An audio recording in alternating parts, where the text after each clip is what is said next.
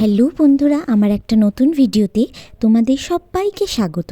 তো এখানে আমি বানিয়েছিলাম একটা চকলেট কেক। অ্যাকচুয়ালি আমার মায়ের বার্থডে ছিল, তাই আমি ভাবলাম কেননা 12টার সময় মাকে একটা কেক তৈরি করে দিয়ে সারপ্রাইজ করা যাক। যেমন ভাবনা তেমন কাজ। ঠিক রাত 12টার সময় কেকটা নিয়ে চলে গেছিলাম মাদের ঘরে। মাকে ঘুম থেকে তুলেই কেকটা কাটিয়ে ফেলি।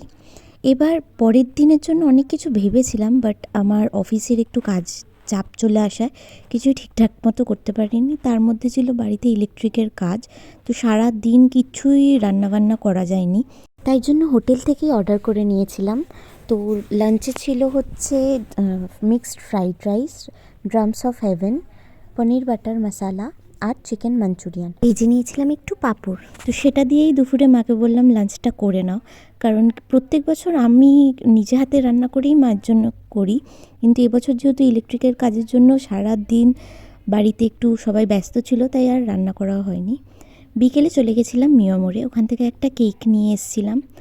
আর তার সঙ্গে আনা হয়েছিল মায়ের ফেভারিট গরম নলেন গুড়ের রসগোল্লা, আর এনেছিলাম হচ্ছে গাজরের হালুয়া। তো এইগুলো মা সবকটাই খুব পছন্দ করে, তাই আনা। তারপরে মাকে বসিয়ে দিয়েছিলাম কেক কাটতে, কিন্তু দেখো মা কিন্তু গল্প করতেই ব্যস্ত। আমি যে মোমটা জ্বালিয়ে রেখেছি সেখানটা বেমালুম ভুলেই গেছে। তারপরে যাই হোক বলার পরে কেক কাটতে বসলো, তখনও মোমটা জ্বলছে।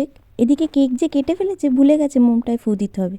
নিয়ে এখন দুজনের মধ্যে মোমে ফু দেওয়ার কম্পিটিশন হচ্ছে, কে আগে মোম নেভাতে পারে। যাই হোক তারপরে কেক টেক কাটা হলো। দেন মা সবাইকে আস্তে আস্তে কেকটা খাইয়ে দিচ্ছিল। সব থেকে আগ্রহের তো ছিল এই পুচকেটা, ও কেক খাওয়ার জন্য অনেকক্ষণ ধরে ওয়েট করছিল।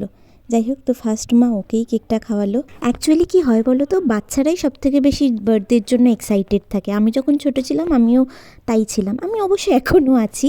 তারপরে মা সবাইকে কেক খাইয়ে দিল, দিয়ে আমি চলে গেছিলাম রাত্রিরে রান্না করার জন্য। জিজ্ঞেস করা হচ্ছিল আজকে কার বার্থডে, বলো কার হ্যাপি বার্থডে ঠিক করে বলো। বল ছোটদি বলো কার হ্যাপি বার্থডে। বাচ্চাদের মুখে যে কোনো কথা শুনতেই বেশ মজা লাগে, তাই না? তো তারপরেই চলে গেছিলাম রাত্রিরের খাওয়া দাওয়ার দিকে। রাত্রিরের খাওয়ার মেনু ছিল হচ্ছে বোয়াল মাছের ঝাল, ভাত, পাঁপড় ভাজা, মাংস আর মাছের মাথা দিয়ে ডাল।